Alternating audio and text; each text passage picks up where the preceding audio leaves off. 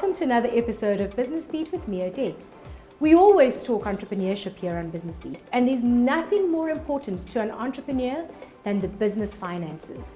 And attached to the business finances is the bank. So how do you bank as an entrepreneur, and how do you make sure that you're banking correctly so that your business and you are financially viable to a bank when they look at you for when you need that credit, when you need that capital injection, when you need to just buy a car, buy a house, buy some more things for your business.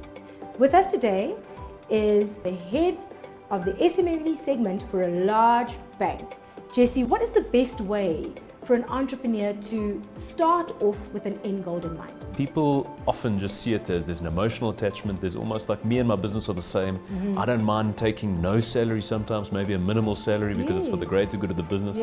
And that comes sometimes in the long run at the expense of somebody's personal credit profile, because you're seeing the business as an extension of you, and you're saying, okay, yes, I'll rather, in extreme situations, almost how much can I put through the business? And obviously from a tax and from a legal point of view, that's a no-no. And also down the line, exactly that from a lending point of view, where as a bank, we really encourage people to keep their business and their personal finances separate. So these are very important topics, because at no point should you see your business, even though it's difficult from an emotional point of view, you shouldn't see it as an extension of your personal... And to pass your personal expenses. Exactly. I'm thinking more along the lines of the entrepreneur whose vehicle was a utility vehicle, a bakkie. That is used by the business, but also used by the individual for transport. And now this vehicle has become absorbed in the business, and the business is dependent on this vehicle. So the person now needs to buy a vehicle for themselves in their personal capacity, and then they don't qualify for vehicle finance, for example. Exactly, and that's part of the challenge, is that because there wasn't the thinking up front to say, I need to think of my business as a separate thing, right? A separate legal persona versus me. And then you do get these challenges down the line, because now when it comes to a credit application, the banks or any lender or any investor for that matter, they often will look for that basic governance to say, okay, do you have your business vehicle separate, and that, is it very clear in your mind, or is just things a bit merged? In your head, you've got to get that financial discipline right of separating what's my business and what's mine. Even things like keeping a logbook then for that vehicle to make sure that it's still the business's vehicle. I'm going to log the business mileage, and then yes, I'm going to use it in my personal capacity. And then log the personal mileage. Exactly. Right. So if I am a small business owner, and I know I've got a good thing, and I want to expand the business, and it was a side hustle. It's now ready to birth into my little business, right? Do you think that's the time to sit down and to work out a business plan and a strategy, and perhaps get a loan for some capital to separate yourself from the business? When do you start involving the bank? We actually got so much research ourselves on it that we even launched a whole new product called First Business Zero as a business bank account. Rather open up a second account, open up, let's say, this First Business Zero as an example. Right, so from the onset keep your personal and your business finances. Most don't start registering a new business legally, with SMMEs, and they go and create a new entity. They actually just say, look, before I get serious about it, I want to just start, I want to test the water side, and that's perfect. In fact, it's the preferred way to go, especially if you don't have other partners or shareholders on board.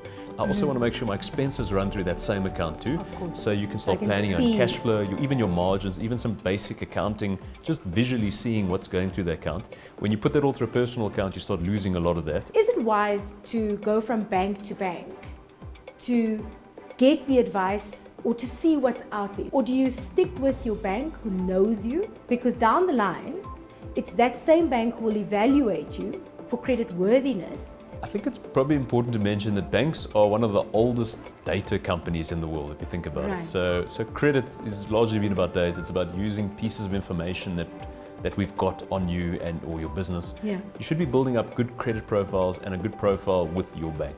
So it makes a lot of sense to have both your personal banking and your business banking with the same bank. It just means that now there's more information available to the bank. About some amazing South African kids who are doing truly awesome stuff.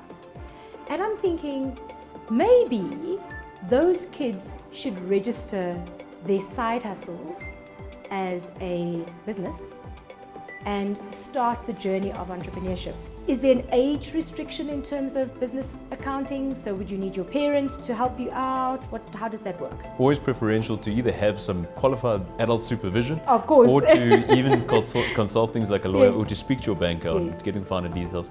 But I guess the one thing I would say on that is that we do see many thousands of businesses, and including younger people who had this great idea. They didn't think it through properly. They just went ahead and they went and opened up accounts, or even opened up businesses with Sub-C, registered businesses, only to then find out that, for example, there was, now that you registered a business, you've got to do annual returns with Sub-C, yes. you've got to do tax returns.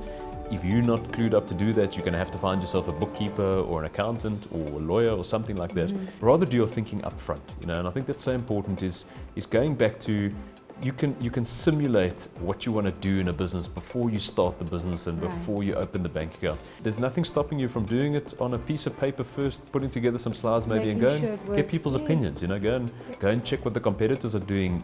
Once you work out what it'll cost you to do this, can you add on some margin and still actually make it into a viable business product or an idea before you throw yourself in too fast and too quickly, that you now have some quite significant administrative responsibilities on you. What are some of the things that the bank looks for when they evaluate your credit worthiness as a business versus an individual? I could sum it up in terms of maybe a bit of an acronym, so we call it HAS, so HAS, so history. So we look at, do you have any form of trading history?